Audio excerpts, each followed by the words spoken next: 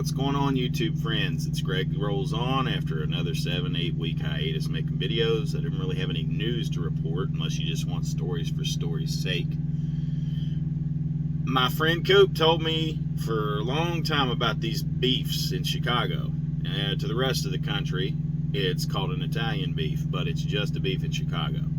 So I tried one from Chickies, and it wasn't Al's or whatever, but it was pretty good. And so I decided to kind of make my own. My buddy Coop told me about a beef in Chicago. I made my own because I can't go down there every day where I'm at, but I'm reheating because I made it last night. I'm gonna store it up, and it's good. If you've never had a beef or an Italian beef, if you're not from Chicago, you should get it. All stocked up for these last 2 weeks. Freezer full, fridge full, we're cooking. Good to go. I ate 3 of them last night, little buns, but still, fat boy here. And I'm gonna store it. I'm making a pot of chili. I'm gonna do some grilled Cajun chicken for wraps that I'm making. I'm trying to lose weight again. I keep dripping in buckets of lard every time I say I want to lose weight. But anyway, I ended up going to the Yellowwood 500 at Talladega Super Speedway several weeks back.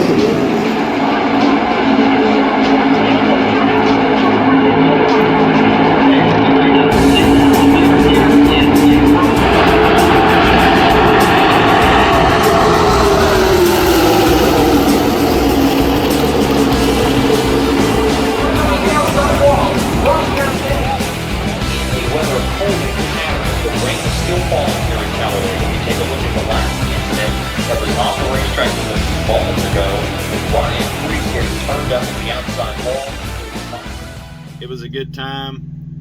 Sunday we rained out. They actually got the cars finally going to do their warm-up laps with the pace car and come down pit road to check their speed. And then they decided to shut it down because there were sprinkles in turn 2 again. Talladega, if you've never been there, it's so big you could have 4 different weather conditions all around the track. So they postponed it, especially since the NFL was involved in Sunday. NBC TV, that had something to do with it as well. So Monday I come back, since I was on a 34, just parked at the Pilot a few miles down the road, and I come back to the racetrack and we finally watched it. It was a good race. It got rained out.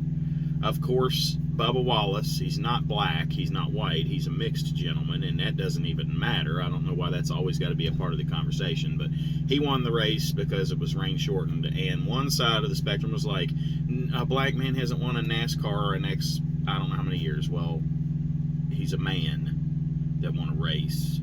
If y'all want to talk about race, then fine. But so that's one side. This is good for the sport and it's a bunch of rednecks anyway, and he showed them kind of stuff. And then the other side, you had a bunch of detractors. I didn't really hear anything negative about the race. Personally, I was there. A lot of people are, I've seen guys post that this and that was being said racist. There was only probably, I'm going to guess, around 35,000, 40,000 people there in a track that'll hold 160, 170,000. About 30% showed up the next day, as typical with rainouts. And I didn't hear any racial slurs being hurled like they claimed there were. I think that's just another reach, another thing to keep people divided. Was there probably 2 or 3 people that said it? Maybe. I don't know. You've always got those people, But at the end of the day, the detractors were the people who were like, well, he would have never won a race if it wouldn't have been a rain out, because it rained out again on Monday too. It was rain shortened. I think we stopped at 118 or 117 laps. They parked them. The rains came. It dumped on us. They put out the dryer things, the air Titans or whatever, and had them lined up like they were going to try. And then at the very end, they did start trying. I didn't have that in my clips that I cut together to kind of share with you guys of what it was like to be there. But they gave up, and they said that Bubba Wallace was the winner, and then severe weather was behind it. And I know that for a fact because after I went back to Pilot and got back to the trailer, I started heading towards McCalla and ran into a hailstorm. That was fun. So they weren't lying when they said the weather was coming. So, you know, your favorite driver at some point or another has probably won a race that was rain shortened. So that made me mad too. So both sides of that was ignorant.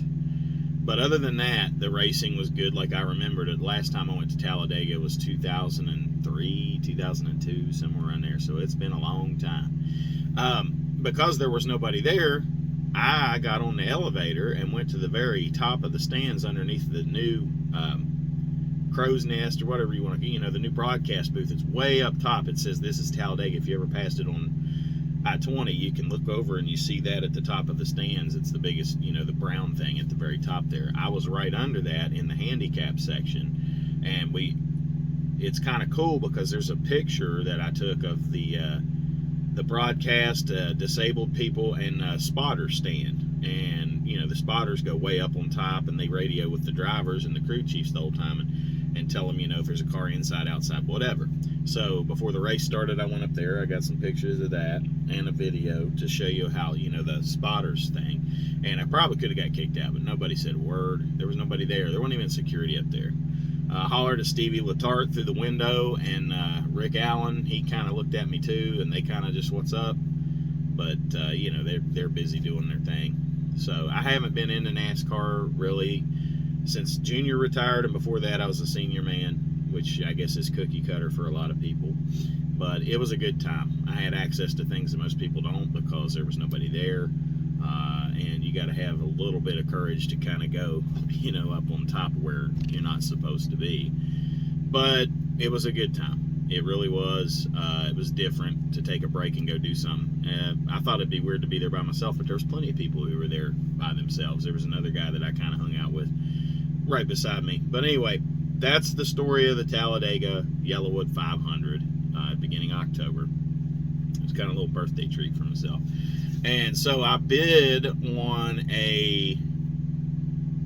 I'm still with Schneider. I'm trying to buy my truck the next 2 weeks. Got a lot coming up, so I will make some videos about buying the truck out and how that works and worked for me. Everybody's situation is different. I have some business credit, but I'm finding it very hard to get equipment financing for a truck with my mileage and age and my personal credit, which isn't the best. It's not horrible either, but I figured I would take this bid because I bid really high on it, and they still called me. They needed people at the time, and I've been running really well. I'm staying on the west side of Lake Michigan, windy, and all the way up to Marquette.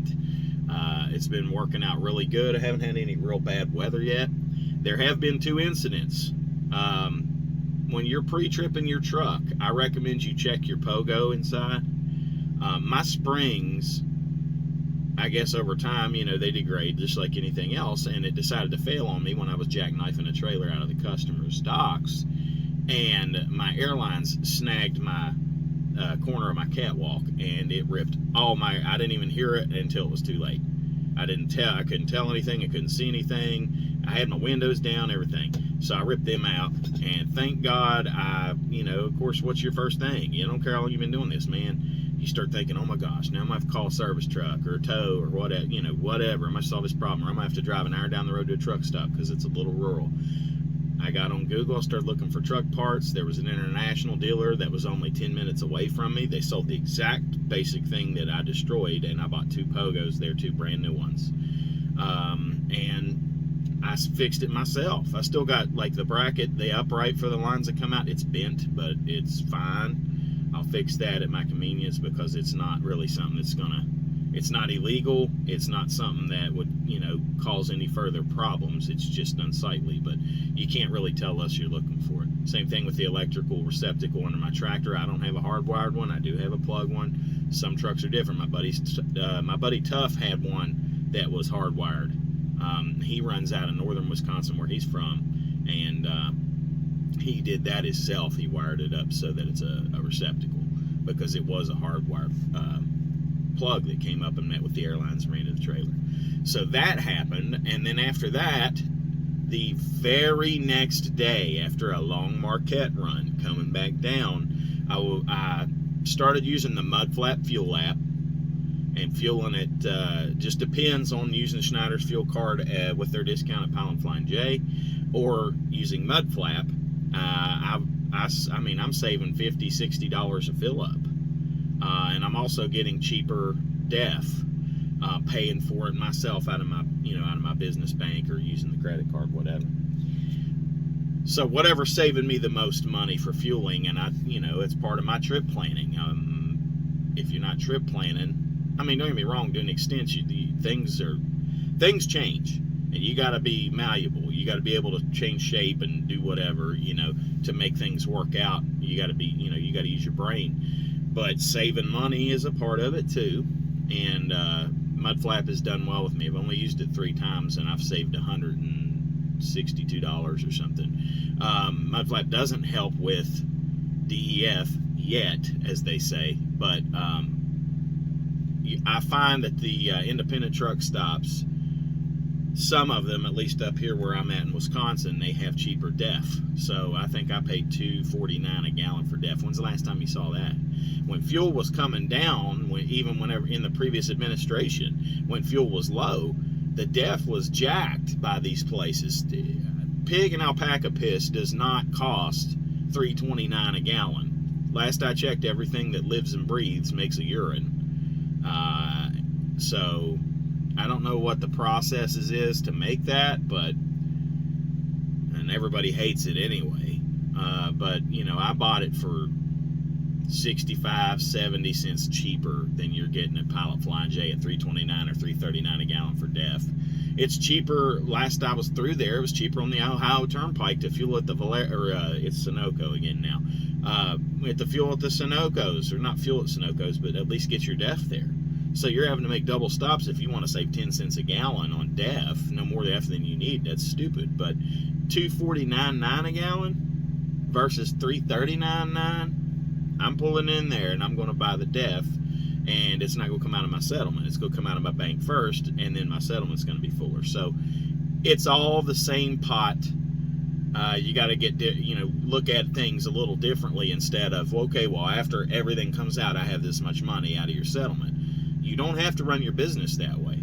You can run your business however you want to run it. If you want to buy all of that stuff out of pocket, at least make sure you're saving money or you're breaking the same way.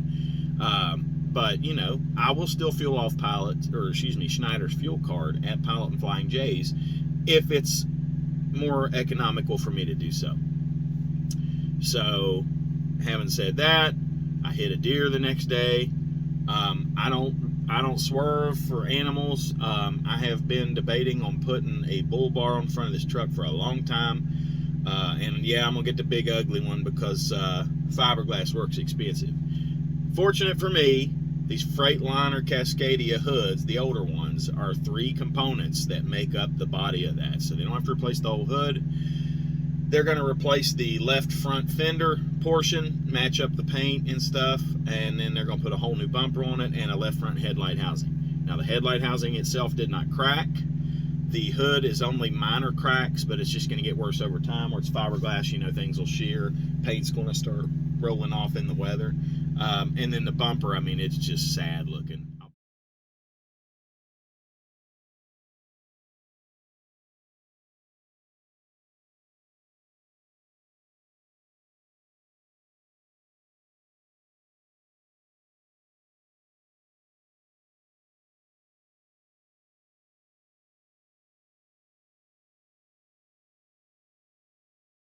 So I have chrome / duct tape on the front of my truck now. The headlight housing did pop out. The hardware from the back of it was ripped loose. but all my lights still work.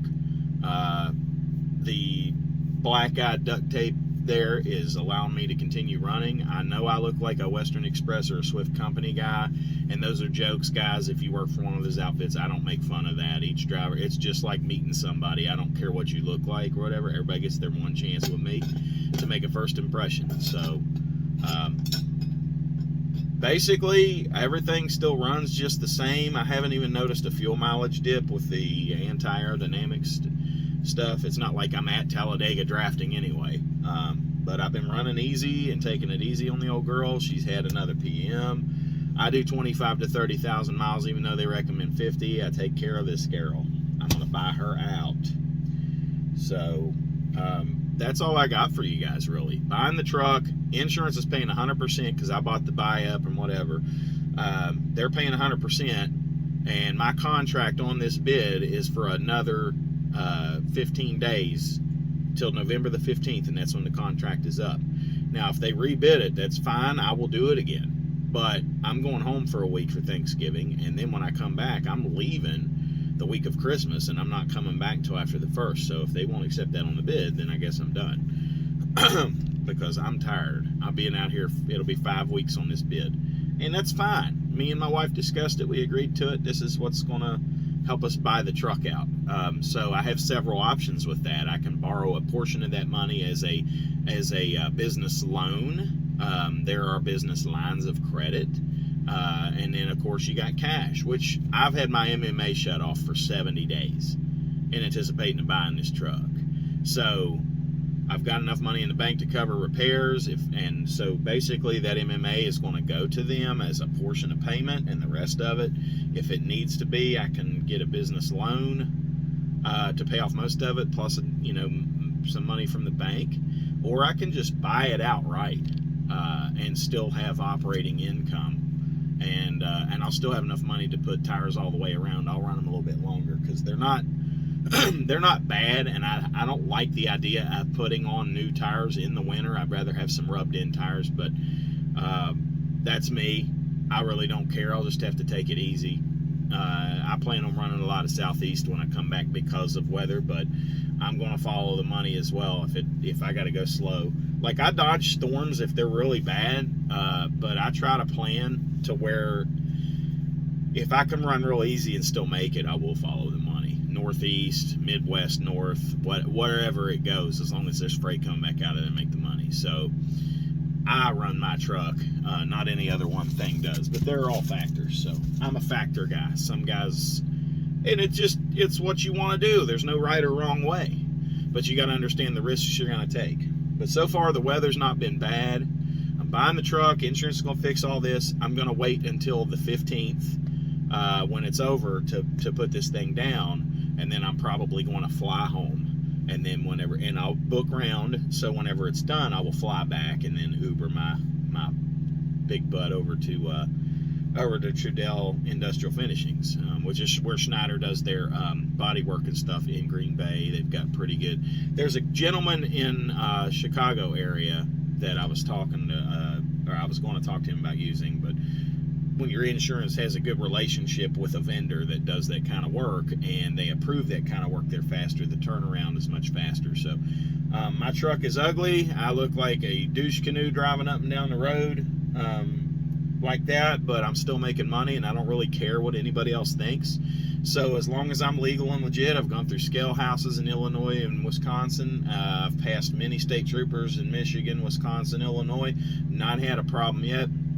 So I'm going to keep running it until the contract's up, and then I'll put it down and fly home. It's just as economical to fly as it is to hop on a train or a bus at this point, and those buses and trains take even longer. So I'll fly out of Green Bay to Milwaukee, and then I'll probably have 3 planes to get home and 3 planes to come back, but I've done that before in the oil field, flying to North Dakota and flying to El Reno, Oklahoma, and Midland, Odessa, and Rock Springs, Wyoming, Cheyenne, Wyoming. I've been all over the Central Plains and South, in Texas and everything else. So it is what it is. I've made great money on this bid. I'm glad I took it. I do miss my family terribly. I'm ready for the holidays, but not for holidays' sake.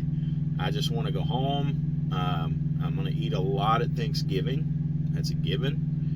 And I just hope everybody else out there, I know it's been a long time since an update, but we're doing good. We're at the next, basically the climax of the story at Schneider is buying my truck and learning how to do this business. And so far I've been very successful. I owe it all to God and what He's given me as far as gifts in my work ethic and my know-how, my willingness to listen and learn, giving me good tutors. I holler at these guys every once in a while. I talk to James DeJong, Big Rig CEO. I haven't talked to Thor in a while, but his videos, he's got a back catalog of videos, and then as you transfer into somebody who leases on to someone else, he still does videos intermittently about that and how he's doing things. So those are the two main guys, that because they were both at Schneider at the time, and now they've gone to the next phase in their business plans. So I kind of follow them. I'm guinea pigging them a bit, and I guess that's where guys that are watching me now, that's where I'm being guinea pigged, you know. And it's easy to sit back and watch somebody that's going through it and to take what they say. You got to understand, if you go to do this, or any part of it, if you're really going to get into it, you've got to understand that all results are going to vary. You can run like I ran. You can watch James' videos and run like he ran and take all of his advice. You can do the same thing with Thor and do what he did. If you run exactly like any of these guys, including me, you're not going to do exactly what we did. You have to have room to flex. You have to have an understanding that different things can happen. You could have a whole week planned out, and then you get to a shipper, and then they take 17 hours loading you because there's a problem, or they cancel your load, and now everything's got to cancel. You could be driving down the road like James had. His freaking one box exploded. It didn't explode, but you know what I mean. Like that's a massive repair that he had to undergo, and it put him not just the money to fix what happened wrong with the truck.